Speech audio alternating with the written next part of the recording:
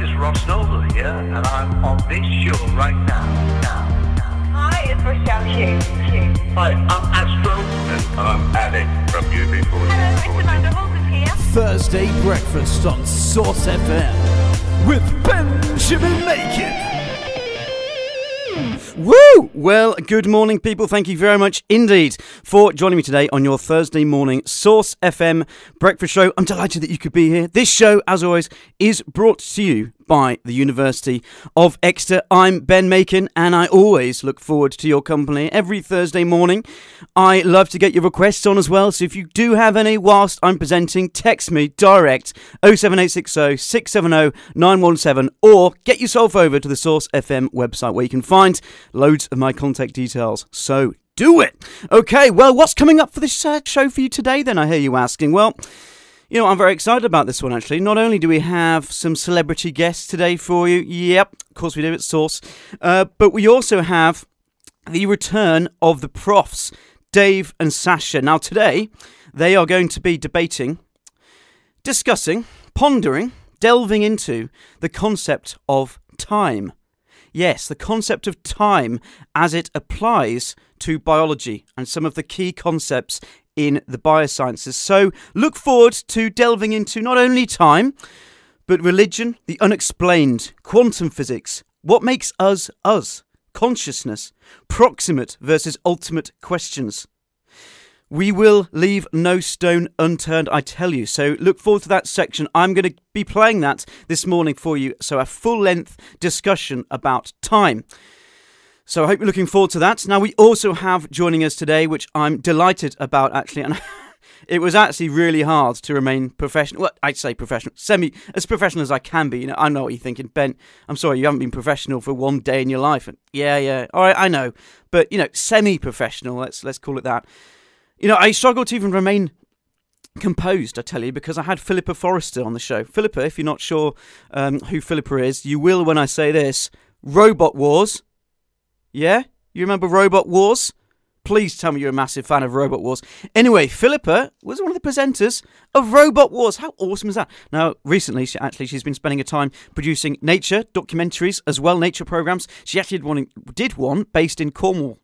So we'll be hearing from Philippa very shortly. She's actually teamed up with smart meters here in the UK because she believes that basically installing smart meters, which is basically backed by the government, there's a plan by 2020 to have us all on smart meters, or at least have us all being offered smart meters in our homes to keep track of our energy. So greener way of doing things. You can spend less energy doing this, basically, because you know exactly what you're using. So we had Philippa on the show to chat about this alongside the chief executive of E.ON Energy UK. But Philippa, don't worry, we get talking about Robot Wars. You know, I know what you're thinking. Oh, you had Philippa, but all you chatted about was energy. Boring. No, don't worry. We chat about Robot Wars. We chat about leather jackets. All the cool stuff, yeah?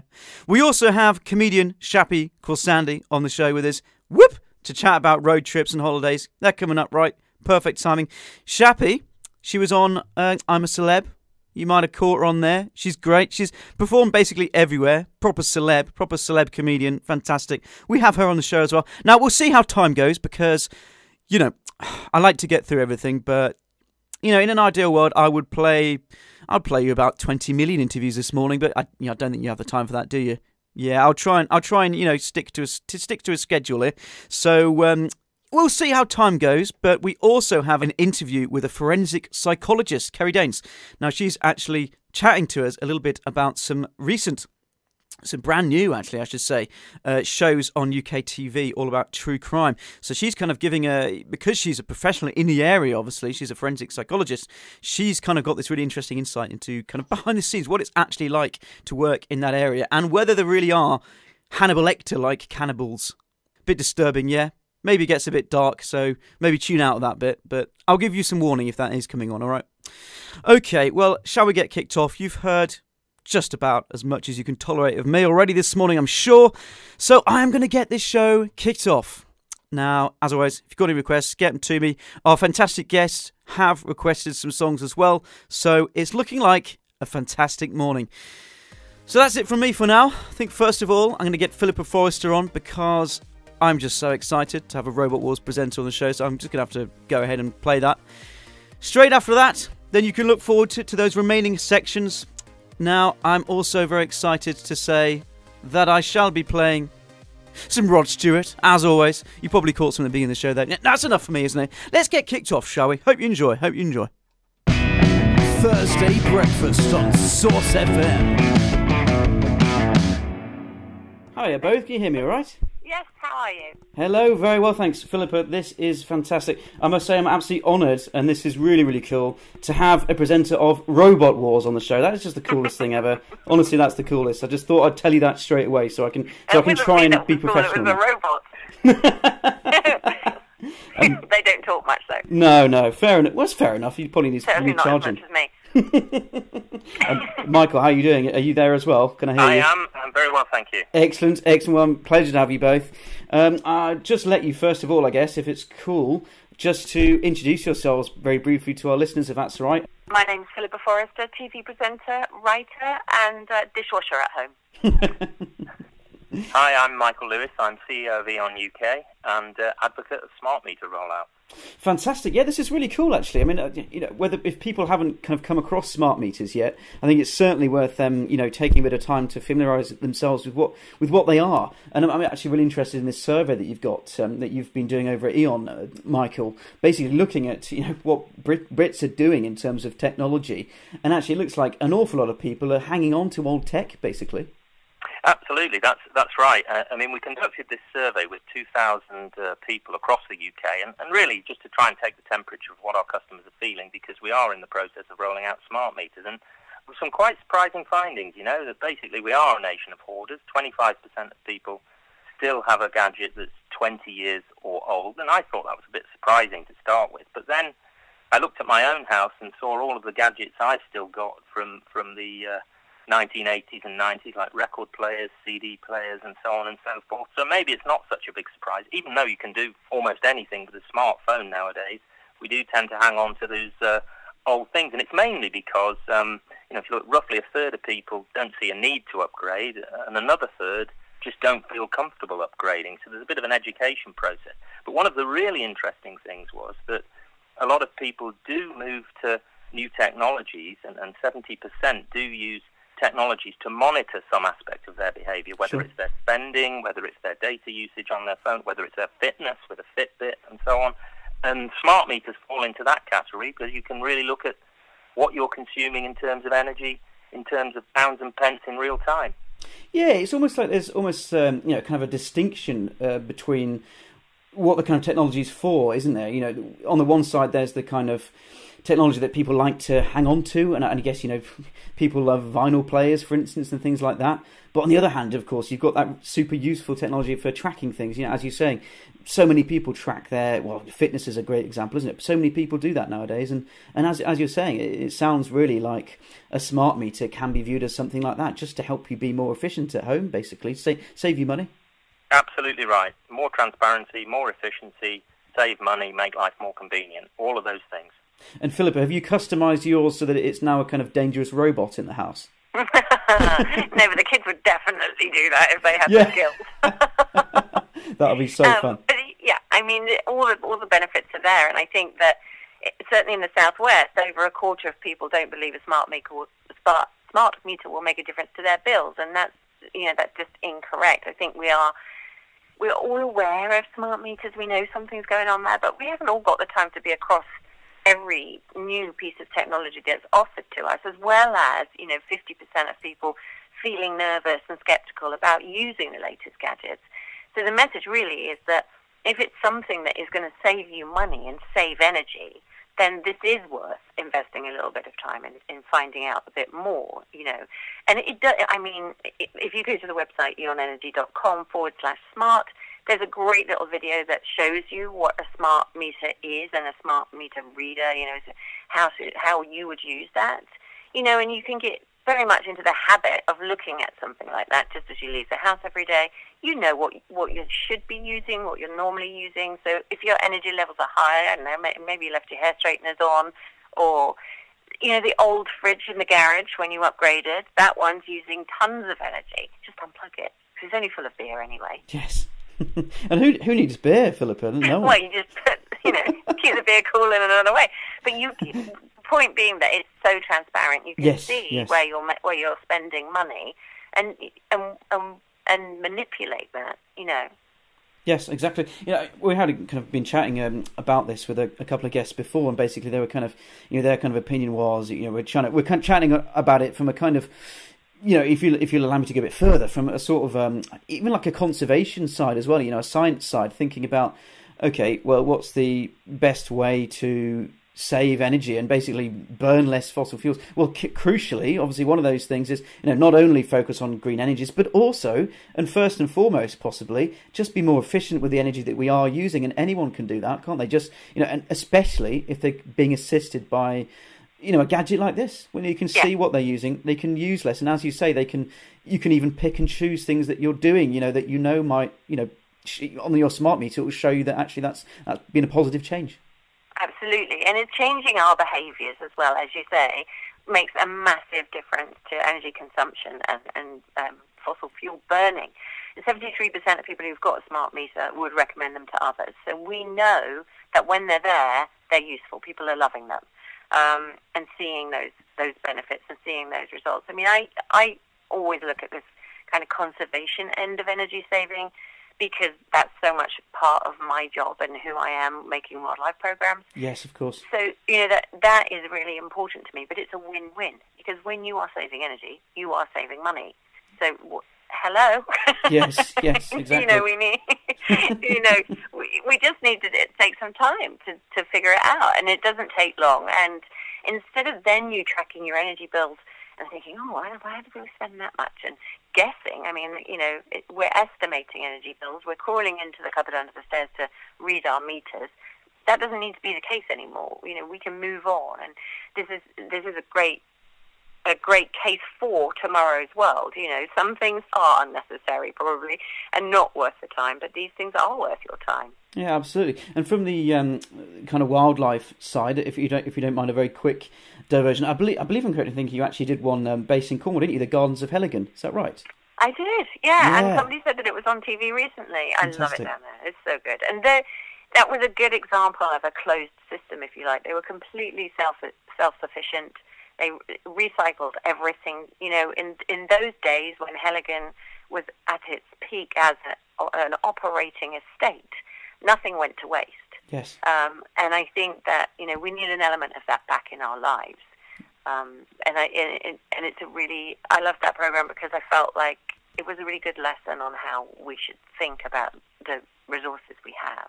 Oh, that's fantastic. I think anyone in Cornwall as well, because we're very lucky, but having lots of beautiful places like that to go and visit, I think it really just pushes it home that it's so worth just taking a bit of time in your day, even if it's something as simple as getting yourself a smart meter so you can just be more efficient, and just taking time to do things like that. I mean, I know there's tons of people doing great work, in the area of bringing to general attention, issues like plastic pollution, all this kind of thing. And to me, this seems like it sort of goes hand in hand with all that kind of message, doesn't it? That, if we're just more efficient all the way, across everything we do, crucially in the area of energy as well, it's bound to be good.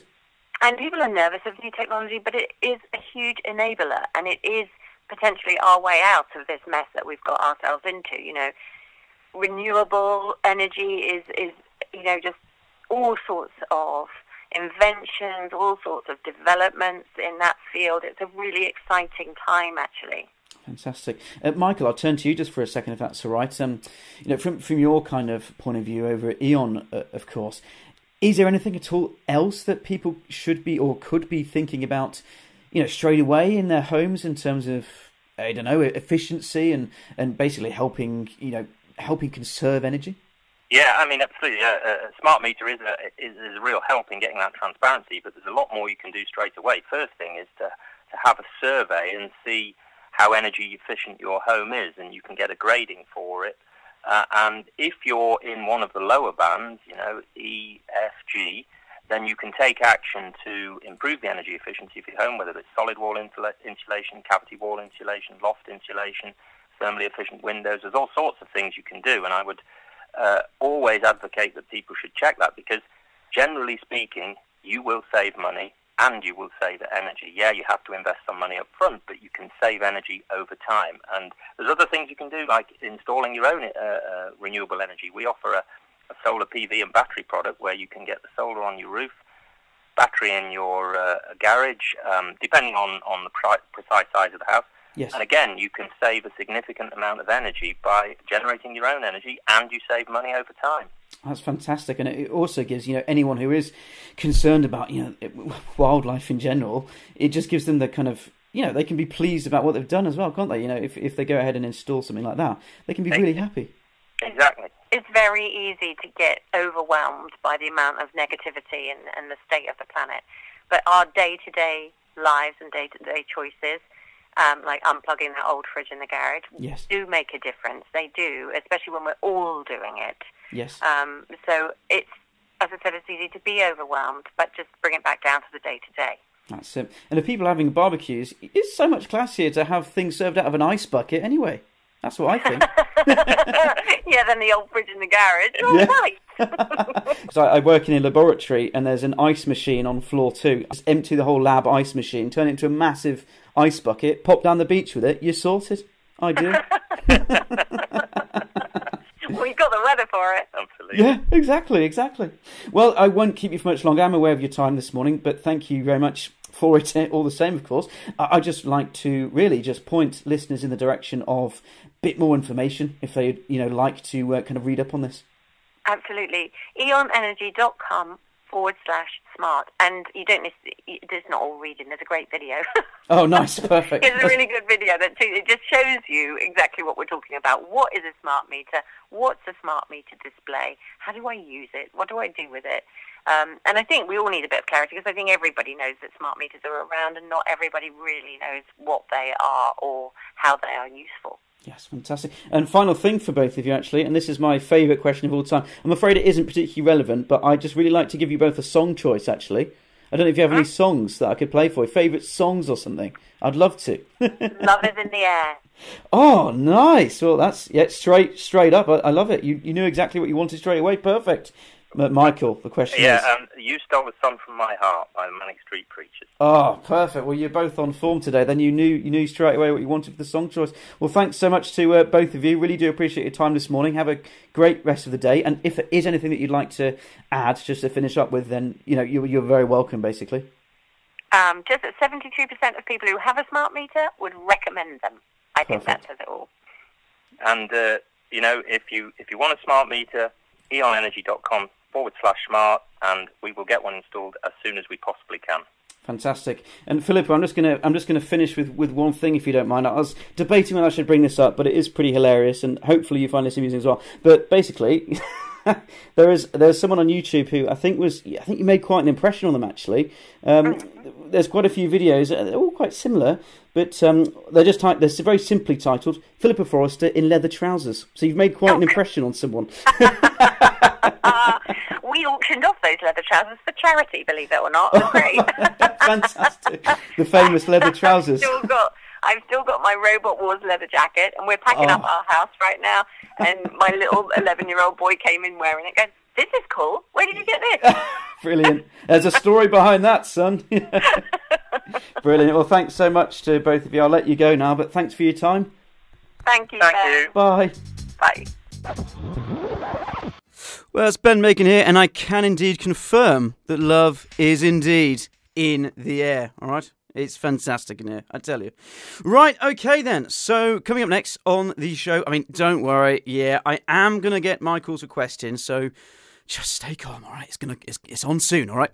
Very soon, I'll be handing over to the profs for this discussion about time. But I really want to just give people just a few more minutes just to prepare themselves for this section. And as always, if you have a song in mind and I tell you what, if you have a song in mind that you think could accompany the profs today, and please, sensible suggestions only. It has to be, something suitably epic. We've got Dave, actually, solo, Professor Dave Hoskin on the show, solo next time. And he has actually requested a bit of a storming tune. But unfortunately, that does leave us open for today, doesn't it? So, if you have an idea of what we could play for them, do get in touch. But for now, I think I am going to leave you with Michael's request here. And then, should we jump straight into that discussion about time? I think it's about time.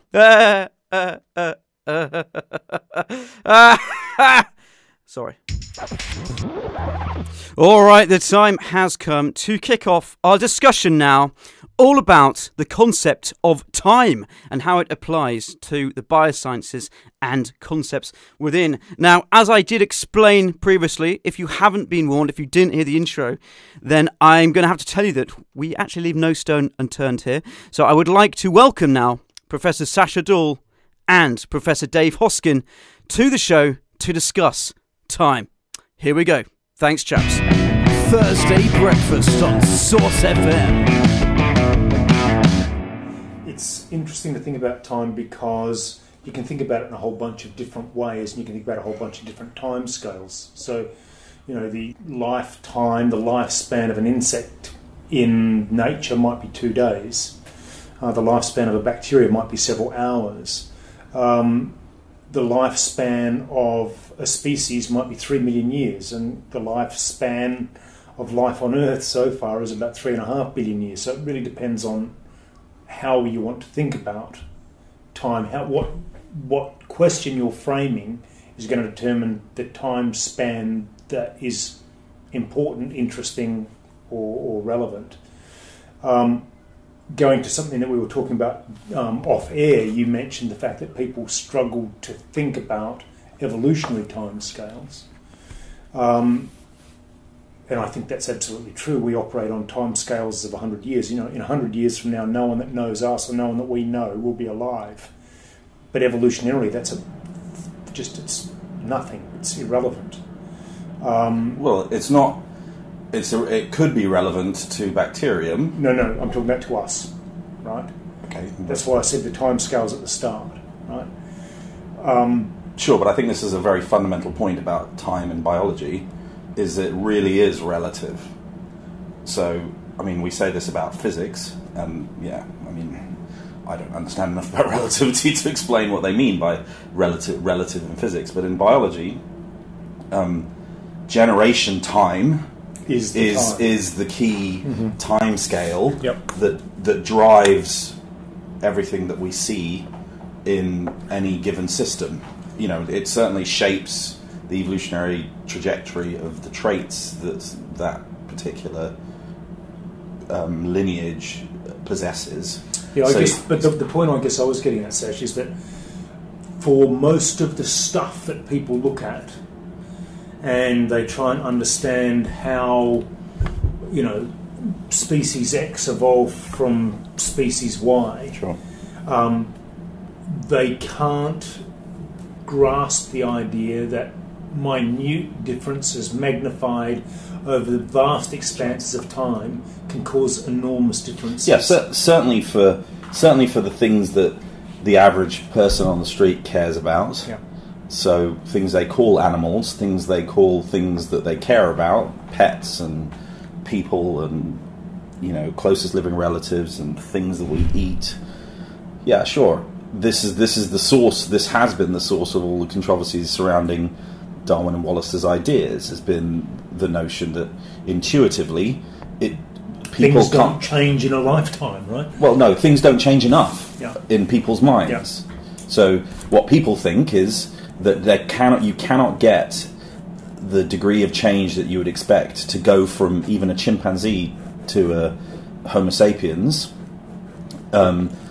Because there's so many differences, and it would, and even if you're adjusting things minutely, there just surely hasn't been enough time for that. But that's because we're thinking as individuals, and we're thinking over the timescale that matters to us as an individual. What I like to call ecological time when you think about species. So when you're thinking about a system, you're thinking about problems and how they and what their patterns of variation are over ecological timescales.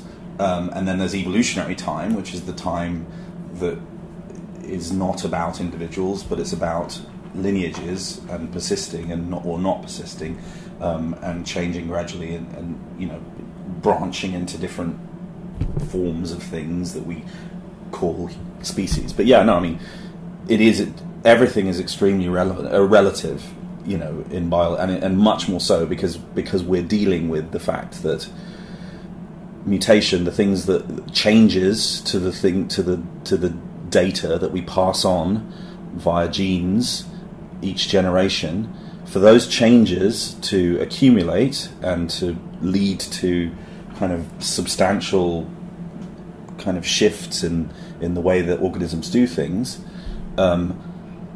you have to think about the rate at which organisms are being produced in that lineage to think about the rate at which you expect to see these changes coming into being. And it's no surprise that people like Dave here, who tried to study evolution as a process as it's going on, as opposed to somebody like me who spends most of my time thinking about predicting endpoints of evolution and understanding variation in endpoints of evolution, or evolutionarily stable states, if you like. People like Dave, who are trying to see it in process, tend to work on things that have very short generation times, because he's got to operate in the real world. Evolve an elephant. Yeah, absolutely. And there's also the constraints on the timescale, that professional constraints on being able to get chunks of money to do this work. We typically can only get chunks of money maximum about 5 years, so you need to have a system that can generate measurable evolutionary change in 5 years. Yep. So you're limited in what you can study. Pretty much insects or bacteria, exactly. or funguses. Or C. elegans or things like that. Yep. But And thinking about, sorry to interrupt here, but thinking about the kind of differences in, the time spans of, organisms' lifetimes and things like this that have immediately become apparent, obviously, in our discussion. But I just think it's really interesting to think that presumably all of this is of course, functioning off the same metabolism, the same metabolic processes, which, of course, do follow the same sort of time, if you like. So all the metabolisms occurring at a particular time scale. And I think it's fascinating to think about the fact that natural selection has been able to take something like basic rates. But it's so even if you took that as granted, and I'm not sure I fundamentally agree with that. Well, it sets the lower limit. It sets the quickest that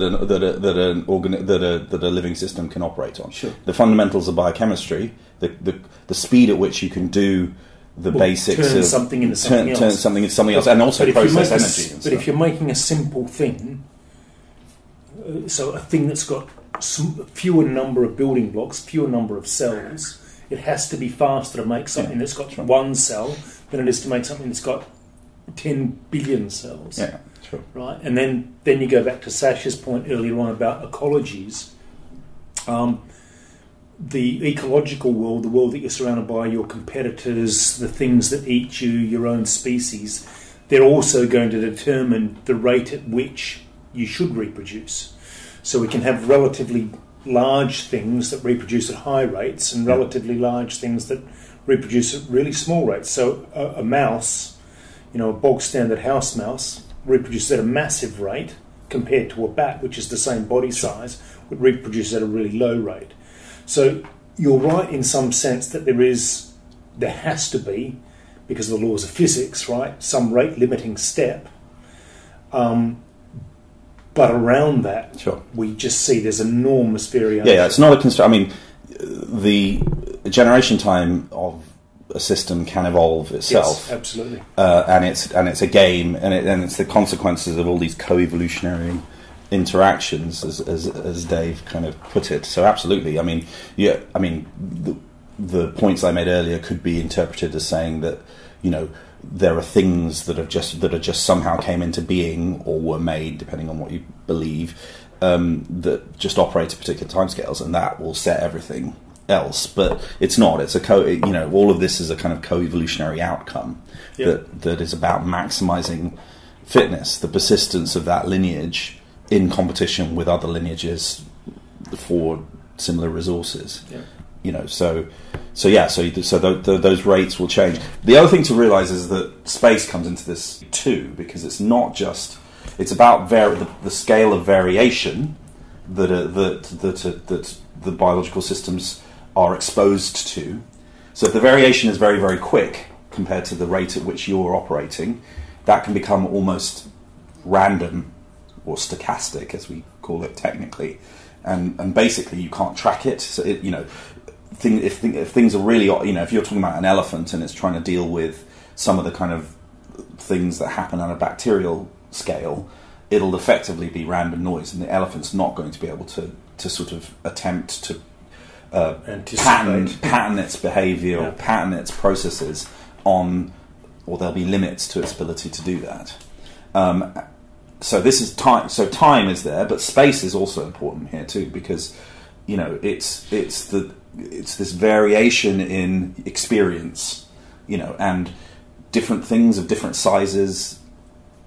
Generally, bigger things operate at slower timescales, but they also operate at coarser spatial scales too. Yep. So, I mean, this kind of interchangeability of space and time that physicists talk about, there is a kind of analogue in biology in the sense that it's about the variation, and the variation relative to the membership of the lineage, the individuals in the lineage that you're thinking about, and that they are operating at, and the key things in their lives, and the rate at which they're operating. That in of ecological time and space. For sort of professional biologists, the part that always gets kind of interesting is when you talk about macroevolution and microevolution, and so this again goes back to time scales. Typically, we might think of macroevolution is evolution occurring at sort of like the species or higher taxon level. If you accept that there are taxon higher than species, but that's a different philosophical argument. Well, I mean, I'm not sure that species is a useful word. But we can see evolution that goes on within a lineage, so within a species, and even a number of sort of ardent evolutionists, people, anti-evolutionists, agree that this microevolutionary stuff happens, but they somehow then disconnect above that level and say, well, okay, this thing we've seen here at the microevolutionary scale, this within species scale, this change over time, which is evolution within a species, is fundamentally different from this macroevolution over vast expanses of time.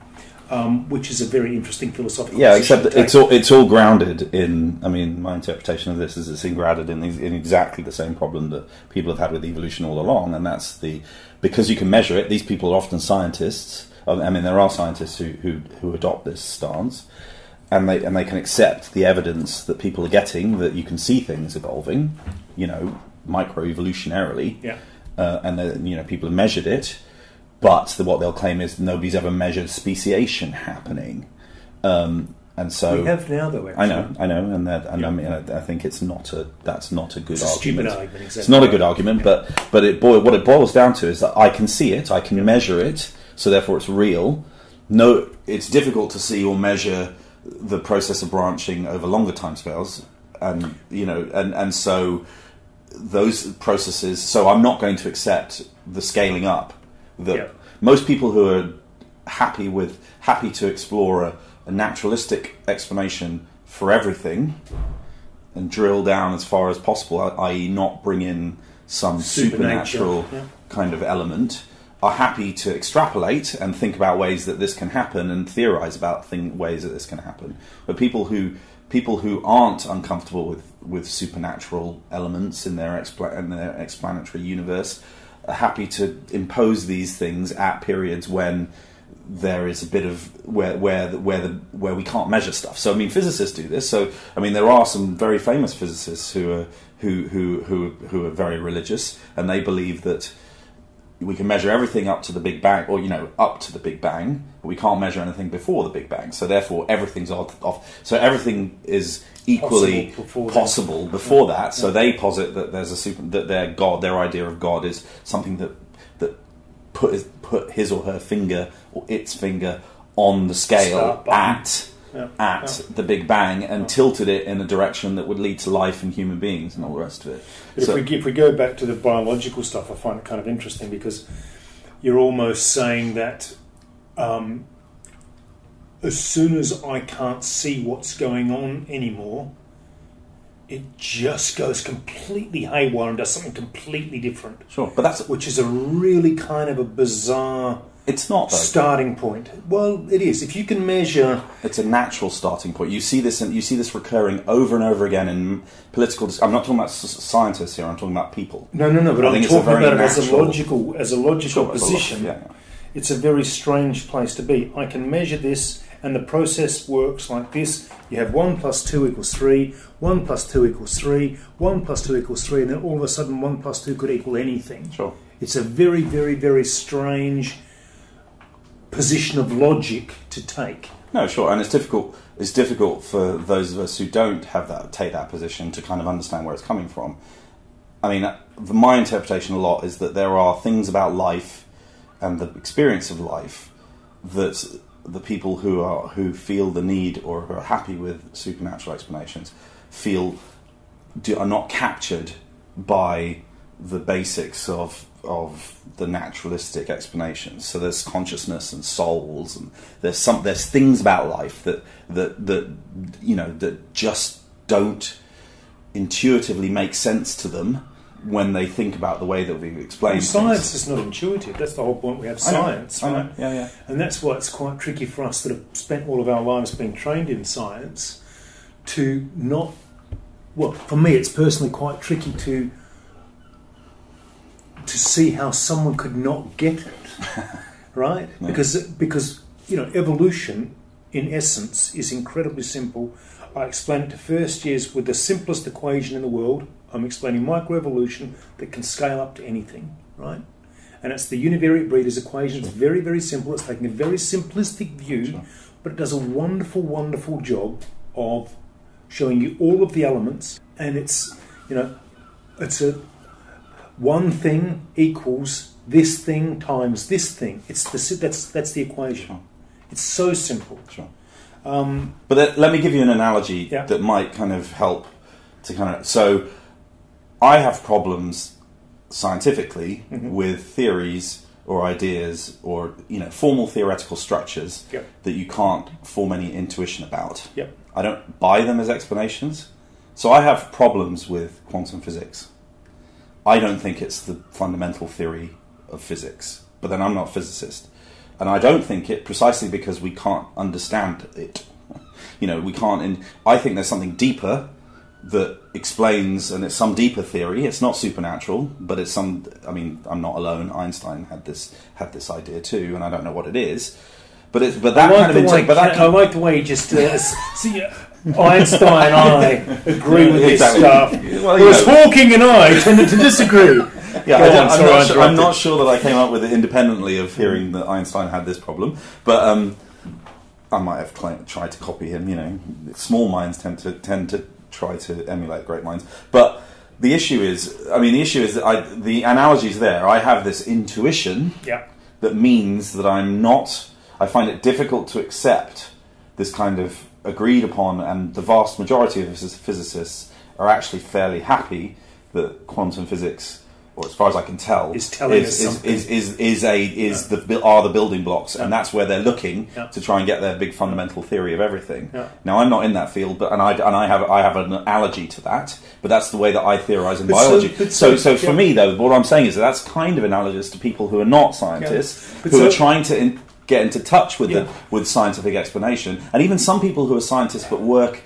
The people I've met are kind of ecologists who don't really think a lot about evolution and stuff. Those guys are kind of touching on they have a kind of slight explanation. But it's almost like the most dangerous people are people that are trained in a field and then step over the boundaries into another field, because that's normally when they go absolutely A over T. Well, no, but I want to just explore that just for a sec. Sorry, where you said so. You find quantum physics, I'm paraphrasing you, somehow dissatisfying. I kind of dig it in the sense that there's lots of probabilistic stuff, and as an evolutionary biologist or as a biologist, probabilistic stuff is my bread and butter. Yeah, but it's more than stochasticity. The weirdness of quantum physics is more than stochasticity. So, for example, it's deeper.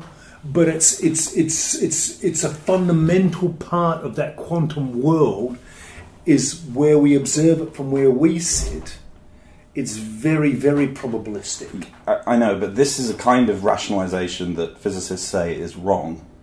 So, there are people who will say, who've, and that's the way that I kind of intuitively think about it, is that physicists are trying to come up with ideas that allow them to say something in general about a system that they're in, and that actually the consequences of some of their results, their empirical results, that lead them to kind of put them together in a way that leads to the kind of theory of quantum physics, is a consequence of this of them being in the system, attempting to measure it in general. Now, that's my intuition, but apparently that's wrong, and that things are just fundamentally weird. Patterns of causation totally. Go out of the window. That's what I'm talking about. So it's not just probabilistic causation. But it's just interesting because it's the line of causation changes. Yeah, but it's not entirely.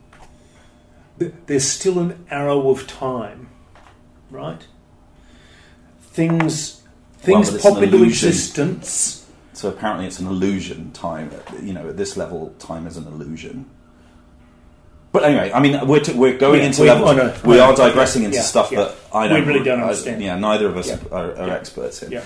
I just brought that up because I think that's a good way of, as a scientist, and as a scientist who's grounded, whose field is grounded in theorizing that is about elucidating, and understanding, and not just about prediction. But it's a bit different. It's different because I look like my brother more than I look like you, and I look more like my dad than I look like you, and you look more like your dad than you look like my dad, and you've got more brothers and sisters than me. The end. You know what I mean? We can see all of the ingredients we need to understand what's going on, right? And we don't have to intuit anything. We just have to observe. Okay, but I'm not arguing that you can't have a coherent idea that means you don't need any of these wrinkles and stuff. I'm not suggesting that there's something fundamentally mysterious about evolutionary biology. There isn't. I think it's extremely simple. Yeah. I don't think it's... That's exactly my point. I think it's... I find it amazing that I can make a living as somebody who just explores evolutionary ideas, because I just think they're incredibly intuitive. That's not the point. The point is, though, that we're not talking about us, who've internalized and thought and internalized the difficult bits, the timescale bits, and the bits about extrapolation and stuff, and looking at the logic and how it works, mathematically and all the rest of it. I'm not talking about us. I'm talking about people who haven't done that, but have some deep sense that there is more to being alive than just reproducing, for example. While we would say all of the stuff that we perceive my interpretation is that all of this kind of internal stuff that we kind of prize highly as individuals is only relevant insofar as it gets us to perpetuate our lineage from a biological perspective. So, but people don't accept that. That's mixing up things again, though, isn't it? That's mixing up the biological imperative with whatever my consciousness is me. And they're different things. I know, but it took a long time for evolutionary biologists to come to terms with splitting explanations, right? So we're leading it to the proximate ultimate distinction, where you can explain the existence of something biological by the process by which it came about. A sperm made an egg, then we had a baby. As an individual, and the processes that are going, the kind of physiological processes that are going on in brains or in bodies and stuff that drive it. Yep. We can have an explanation that exists there, but we can also have another explanation that's about how it came to evolve and why it came to evolve. Yep. And those two things are not in competition with us. Yep. But before we did this, this, timescales, in some sense, right? Well, there are two timescales in both camps. Blah blah. But we don't have to go into this. Think about it that way. Yeah. But the bottom line, though, is that until that was clarified, the evolutionary biology literature, was rife with people arguing about that they were positing a proximate explanation against an ultimate explanation, and arguing that one of them had to be right and one of them had to be wrong. Yeah. When what we know now, after people have pointed this out carefully and all the rest of it, I don't think it's a coincidence that this is what happens to most people who haven't sit down and been exposed to evolutionary thinking for long periods of time. Yeah. because that's just a kind of you think if somebody tells you, so men prefer blonde women because that is an infantilized feature, right? It's a neotenous feature. Okay, that's an evolutionary explanation for it. But people go, no, I like blondes because I just think they're hot, and for them that's enough. You don't need anything else. No. But those two things are compatible with it. They're not incompatible with each other. I wish you had have chosen a different example, but there you go. But it is interesting because I have, and in a sense you're right. I know that I infuriate my family because I go science you, right? Well, no, yeah, apart from just being me. No, because I do the science thing. Like, sure. A question is asked, and I then say, what do you mean by that question? Yeah. Because I need to try and understand exactly what there is they're asking me. Sure.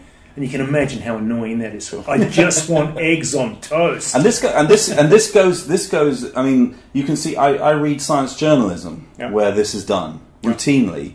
There are kind of proximate, ultimate mix-ups when they're talking about stuff from evolution. So it's not just the casual guy on the street who might read a snippet here and there of something. Some cool animal doing something. It's also people who have gotten good science degrees, but have decided to go on, and not really kind of drill into it, and they're still making these kind of things. And even actually, they still do crop up every now and then, even in behavioural ecology, evolutionary ecology journals where they're supposed to have kind of know better.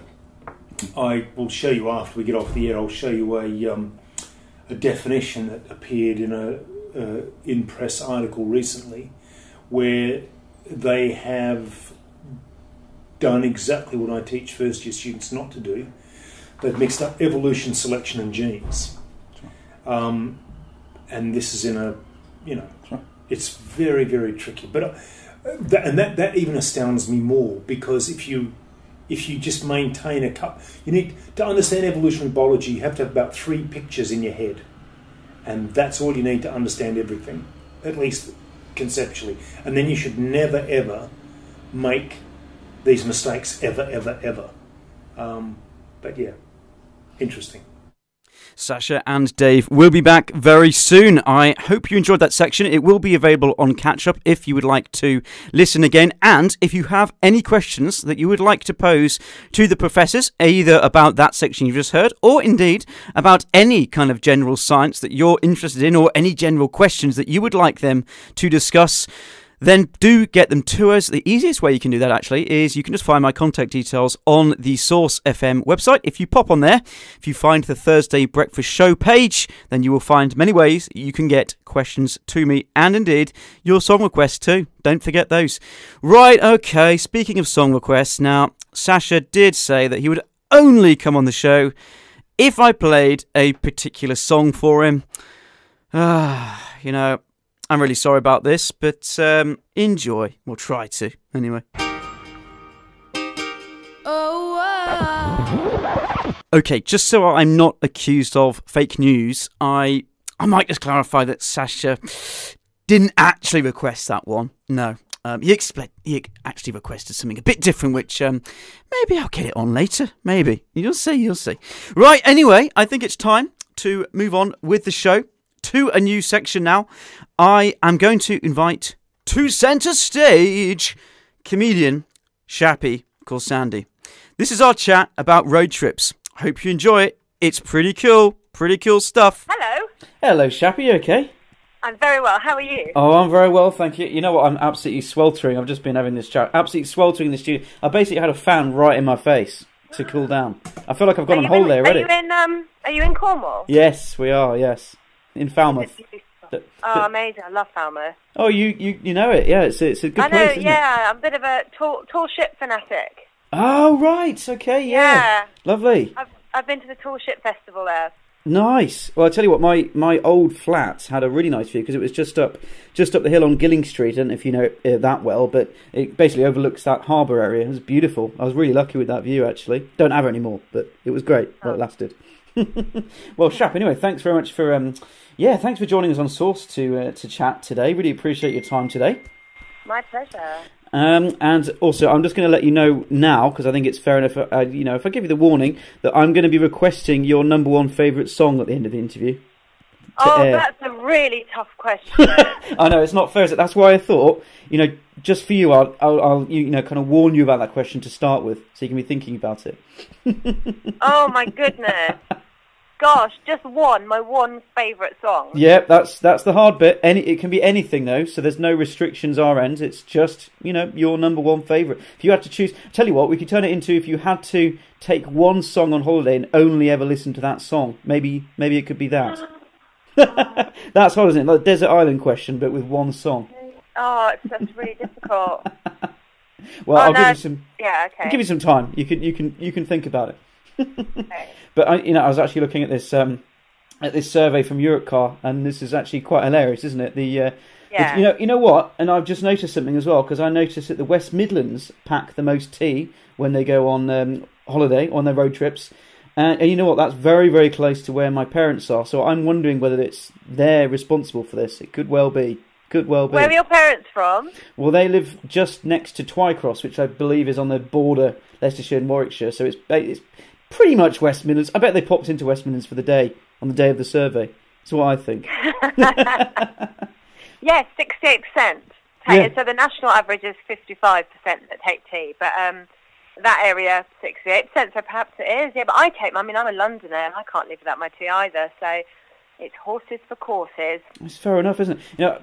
All my friends think I'm very odd because I never drink tea. I drink too much coffee to fit tea in, actually. My coffee schedule is jam-packed, so I can't really make any room for tea. I know that. And you can't have a cup of tea after you've had a coffee, because then the taste is just... Yeah, it's bizarre. all wrong. It's like having an anchovy after you've had some strawberries. Yeah, exactly. I've never thought of it like that, but you're exactly right now you say it, yeah.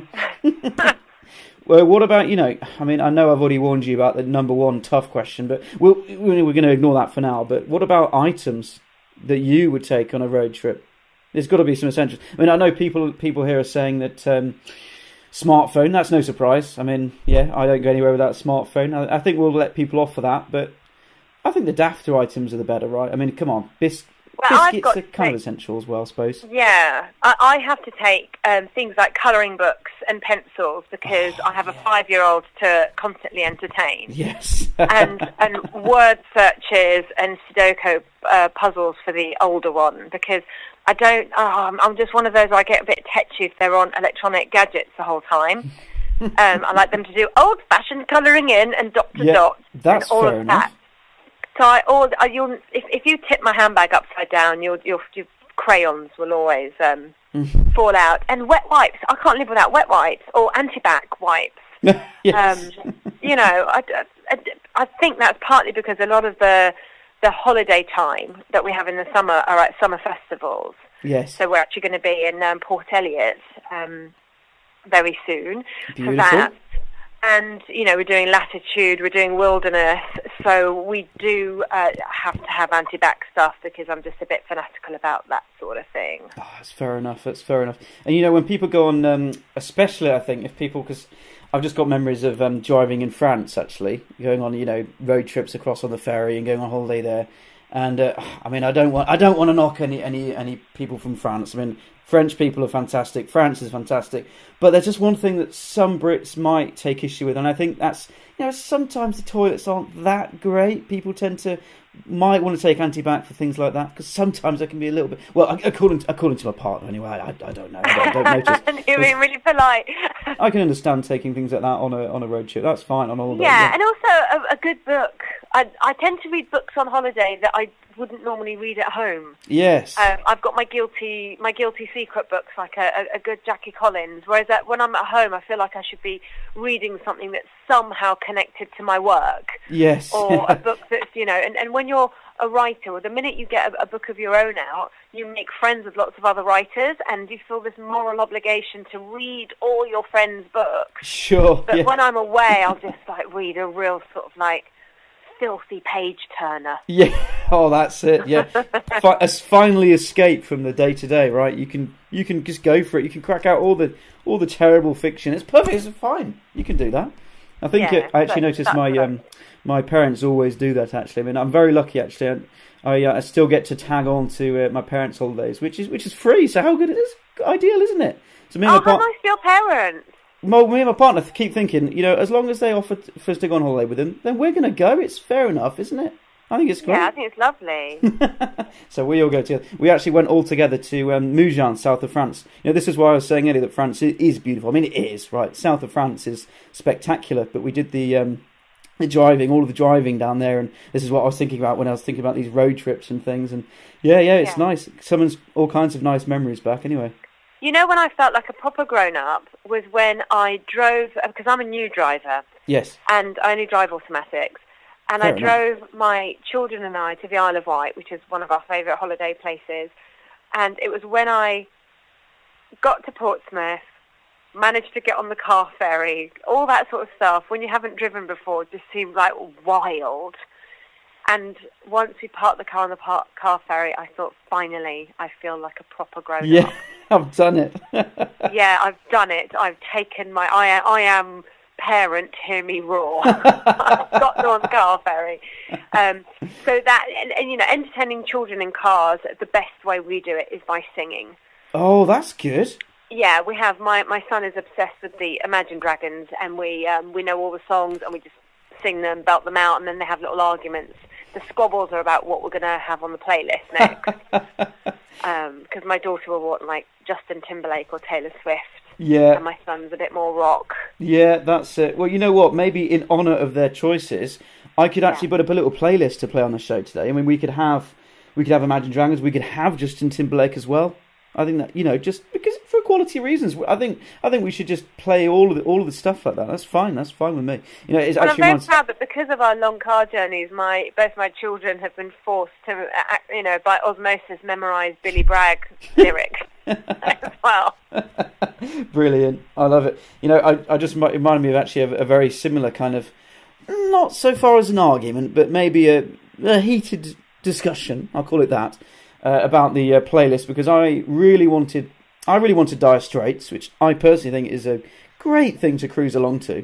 Just a bit of Dire Straits. Yeah. And I can't remember what the other option was. I think I haven't got anything particularly wrong with Ed Sheeran. I don't think, and he is fantastic, obviously, but I just kind of get a bit sick of hearing it all the time. So I think that was the alternative, and I was just saying absolutely not. Dire Straits are 10 million leagues above. We're having them.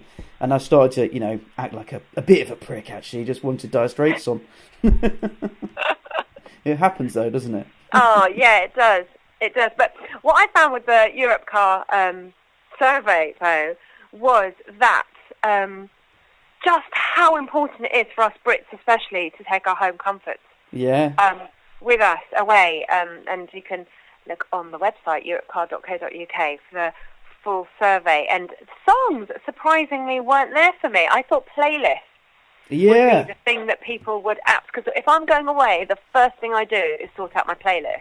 Yeah. So what I reckon it's because, do you think a lot of people just cheat and just stick in their headphones and have their own playlists? That's not fair, I don't think. But I bet that's not very communal travelling. No, I do impress upon because my son's nearly 11 and he likes to sort of put his headphones on and look at his own whatever it is he looks at on YouTube that I should probably monitor more than I do. But I'm like, no, we are having fun as a family. Yes, exactly. Get their headphones out, look out the window. We are a family and we are having fun. Yeah. So, yeah. That's fair enough. Yeah, that's fair enough.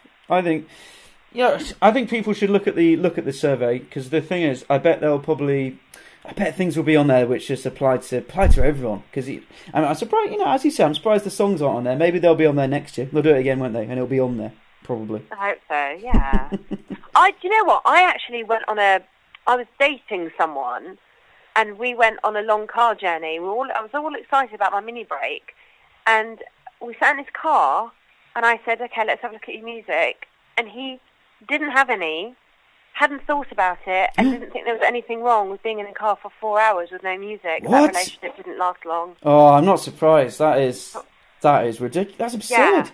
You can't be... He's like, oh, yeah, we can chat. Who chats for 4 hours? Oh. I do, actually. I do. To be fair, I chat for 4 hours. But you chat with a nice soundtrack to it in the background. Right? Yeah, exactly. Sing along to it. I didn't understand that. Well, I sing here as well. A lot of people are saying that they enjoy being able the ease of communicating their own language, which is why a lot of people are staying in the UK for holidays.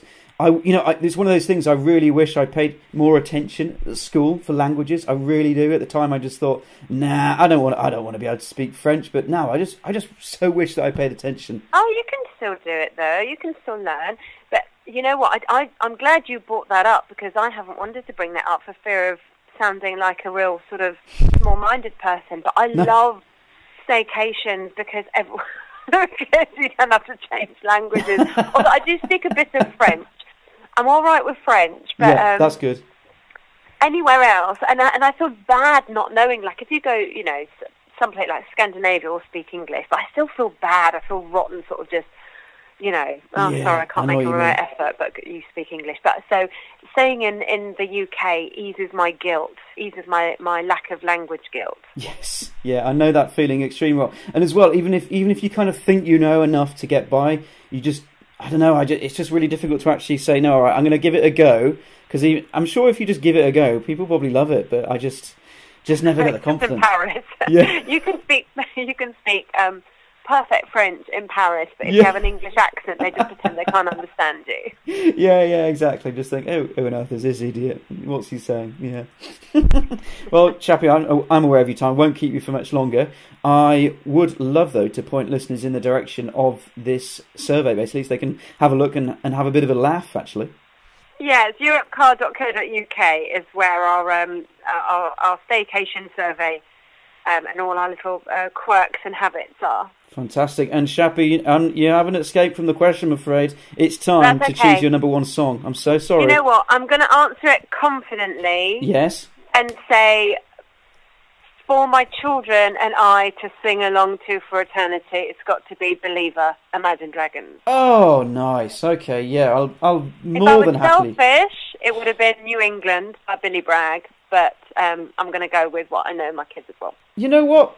I'm going to get them both on for you. How about that? 2 songs. Oh, That's is fair. Very beautiful of you. Thank you. Oh, no worries. Well, thanks very much for your time, Shappi. I should let you go now, but thanks very much indeed for chatting to me. We appreciate it. I had fun. Thank you. Yeah, buddy. All right. Now, coming towards the end of the show, I am going to fit on just one more interview after this, but I have a very, very crucial thing to do now, and that is I am going to have to dedicate a song because, Callum, I know you're listening, sir. Now, I'm going to have to dedicate a song to yourself and to your lovely lady, Fen, in Plymouth. Are you ready? This goes out to you both. Oh, yeah. Ooh. I've been really trying, damn! Standing on the shore of a tropical island, the bioluminescent algae lending a gentle blue taint to the night. This isn't fiction. This is how Callum and Fen met. Ooh, romantic tale, yeah, and it's true. Callum is a very talented brewer, but you know what else he's brewing up? Love.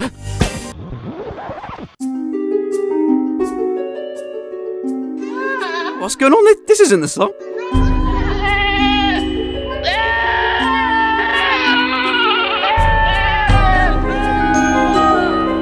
No, this won't do. It's supposed to be a romantic theme for Callum and Fen. What is this?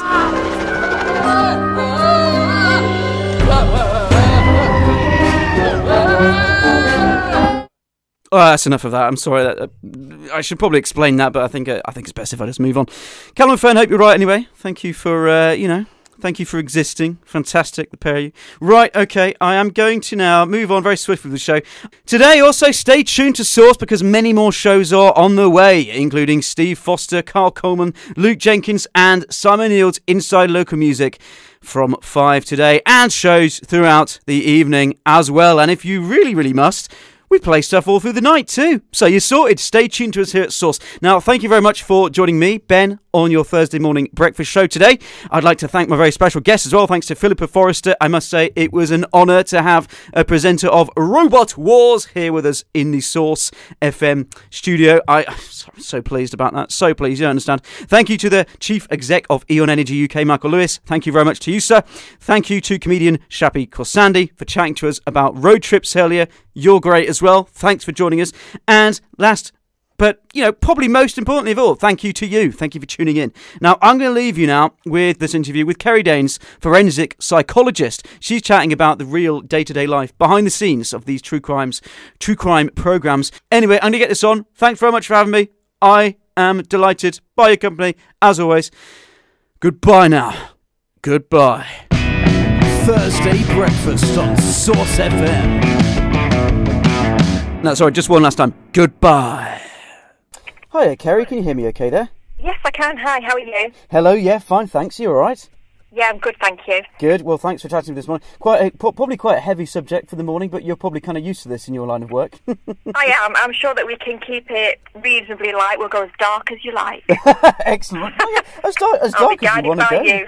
Well, if you Kerry, want to go to the dark side, I'll come with you. Yeah, excellent. Well, we'll go there together. How about that? Hand in hand. Yeah, that's fine. Excellent. Well, Kerry, if it was all right with you then, if you're good to go, I'd love to just give you a chance just to introduce yourself very briefly to our listeners, if that's all right. Hello, I'm Kerry Danes. I'm a forensic psychologist and sometimes crop up in the media as well. So I work awkwardly wedged somewhere between the mental health and the legal system. Yes, well, fantastic. Thanks, Kerry. Thanks very much for joining us today. Really appreciate your time. As we were saying, we'll see how dark we can get with this. I'm hoping fairly dark. Actually, I'm just going to say one thing which I actually find really fascinating. I don't know whether I'm allowed to say fascinating. I guess a lot of people are really fascinated, but I was just actually looking on. They're absolutely, taken by true crime. Yeah, I know, it's amazing. I think it started out. Do you think it started out as one of those things that people just didn't want to admit that they were obsessed with this kind of thing? But I guess with the rise of on-demand TV now, especially, people can just enjoy binge watching a lot of it. People can enjoy binge watching, and I'm going to be binge watching over the next 6 weeks. I'm going to be watching the Summer Nights of Crime on Really, because it is just compelling viewing.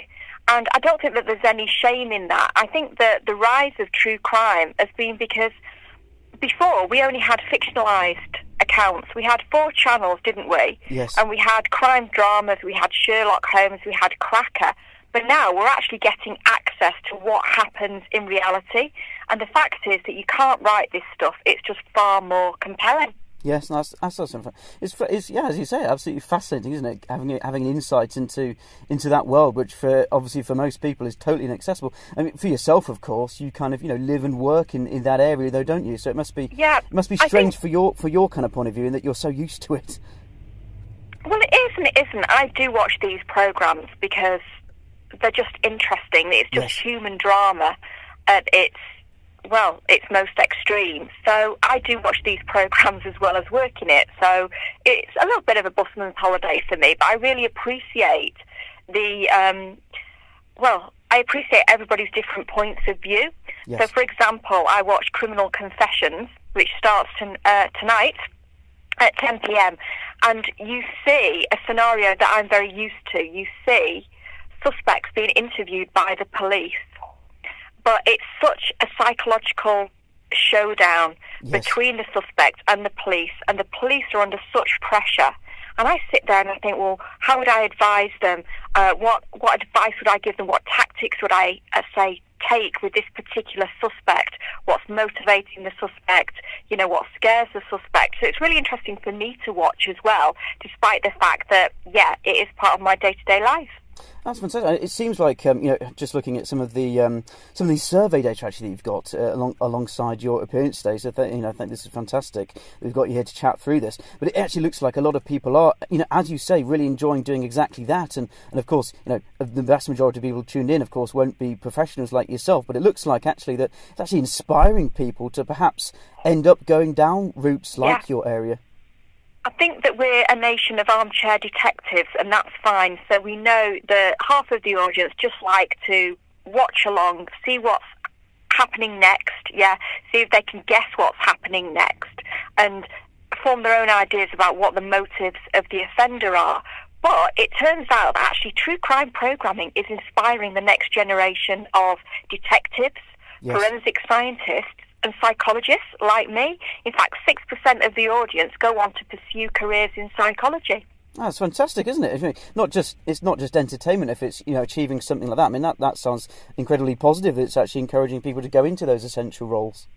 Yeah, I think that there's always that concern, isn't there, that people watch out of, I don't know, morbidity or, heaven forbid, people watch so that they become more forensically aware. But I really don't think that your average viewer is plotting the perfect murder. Far from it. I think that as British, we like things to be fair play, and we like to see the conclusion. Yes. We like to know that the right person has been caught, so the world is a safer place, and they're being brought to justice. It's just fascinating to watch the steps in that procedure. And I've just got a fact in front of me here, actually, that I've found on the site, on the UKTV site, actually. And this is kind of blowing my mind a little bit. And it's one of those things that I guess, someone like myself who, absolutely isn't an expert, total layperson, and just looking at this fact, and it kind of boggles the mind. So this is, I'm looking at this list of last meal requests for convicted murderers, and I've got one here from the mass murderer behind the Oklahoma City bombing. Yeah. And apparently he requested just 2 pints of chocolate chip ice cream. And I suppose it's almost tempting, you kind of want to demonise these people, but the fact that they kind of want ice cream, it kind of screams humanity, but you almost think that's not compatible. I don't know. People often say to me, what motivates these monsters? They're not monsters. Yes. They're human beings. And I always say, look for the very human motivation behind the inhuman act. So it's usually lust, it's greed, it's the need for power, control, to be in charge of their environment. So things that we can all relate to. So things that, are just basic human needs, but in an exaggerated form. But still, it's fascinating to see how far some individuals will go. And if you want gory details, then the UKTV Really website is the place to go for all of it. But, as I say, 10 p.m. every night, if you are a true crime fan, you are going to be absolutely blown away by the programmes, because we've got Hollywood homicides, so proving that crime affects people no matter what their status is. So they can be the most glamorous, they can be the most rich, but they're still human, and they're still fallible. They still make mistakes or can become victims of crime. And we've also got a series called Beyond Reasonable Doubt, which looks at cold cases or cases that don't come to light until many, many years after, the murder has taken place. Yes. And they're just fascinating to watch, because it's pure human drama, it's emotions that we can all relate to. Yes, and coming to your coming back to that Hollywood special that you were talking about, the Hollywood homicides, I think that's just really interesting that people can get an insight into really famous kind of deaths. Like Tupac, for instance, I believe will be one of the people kind of assessed in this series. It just sounds really absolutely fascinating to me. Yeah, well, I was actually in Hollywood only a few weeks ago. So I was in the Brentwood area of Hollywood, which is where the whole O.J. Simpson and Nicole Simpson Brown case took place. So being able to be there, but this is it. It doesn't matter where you're from or who you are. We all experience jealousy, we all experience anger, but some people will push it to the limit. And this gives it a bit of a glamorous feel because of the glamorous environment, but it's not glamorizing the crime. Yes. We're looking at it, and you can see that all crime is grubby, but all crime is gripping. Yes. Covering back to what you were saying actually about the mentioned that point about the last meal requests and the kind of underlying humanity there. I think it was actually really fascinating that you were saying it, because of course I suppose from a solving crime perspective, it would be just useless to think, oh no, these people are monsters, end of story, we can't understand them. Well, that's no use, is it? Well, no, because if you view them as somehow separate to us, and that they operate in a very different way to us, then you're not going to understand them. Yes. And we need to understand them. We need to get into their psyche in order to catch them often, or get a confession from them when we need it. and to understand the motives. So I think that, we've got to appreciate that crime happens in our communities. Yes. And it's people that we might know. It's things that happen, down the street from us, and that's frightening. And I think that's part of the fascination with true crime and true crime programs, is that we can watch them on our TV and they seem a little bit distant from us, but we've got that creeping kind of disquiet that actually, do you know what? We can identify with this. We can identify with the people, the characters, and they're real. So this can happen in my community. This can happen in my area. And I think that we need to appreciate that they're not a separate species from us criminals. Far from it. Yeah, I suppose one of the things which crops up a lot on these very often on these kinds of shows, and indeed, as you were saying before, in fictional dramas as well that people watch. I guess one of the kind of things that always comes up is this kind of idea that there are these kind of almost supervillain-like people who.